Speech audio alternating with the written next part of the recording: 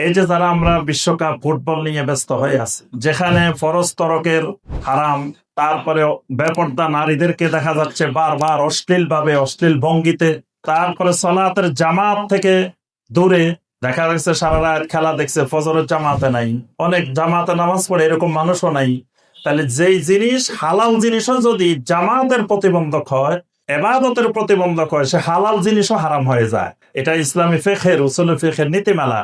তাহলে এই কার্যক্রমটা কোনোভাবেই হুদা মুহাম্মাদিন সাল্লাল্লাহু আলাইহি ওয়াসাল্লামের আওতায় পড়ে না। আমি যা করতে যাচ্ছি এটাকে মুহাম্মদ সাল্লাল্লাহু আলাইহি ওয়াসাল্লামের হেদায়েতের অনুযায়ী হচ্ছে কিনা, নাকি মুহাম্মদ সাল্লাল্লাহু আলাইহি ওয়াসাল্লামের হেদায়েতের বাইরে চলে যাচ্ছে। তাহলে একজন মুসলিম এটাকে দিয়ে সে অমুক দেশ, অমুক দল, অমুক ব্যক্তি সাপোর্ট করতেছে, কি খুশি, পতাকা নিয়ে ঘুরতেছে, তারপরে গেঞ্জি নিয়ে ঘুরতেছে, কি সাপোর্ট করতেছে। কেউ কেউ আবার অনেক খুশি সৌদি আরবকে সাপোর্ট করছে। সৌদি আরব যদি হারাম কাজ করে তাহলে কি হালাল হয়ে যাবে? সৌদি আরব শরীয়তের মানদণ্ড না, শরীয়তের মাস্টার না, উৎস না। আমরা সকল আকীদা নিব, তারপর আমল নিব ওহী থেকে, কোরআন আর সুন্নাহ থেকে, কোন দেশ থেকে না, কোন ব্যক্তি থেকে না।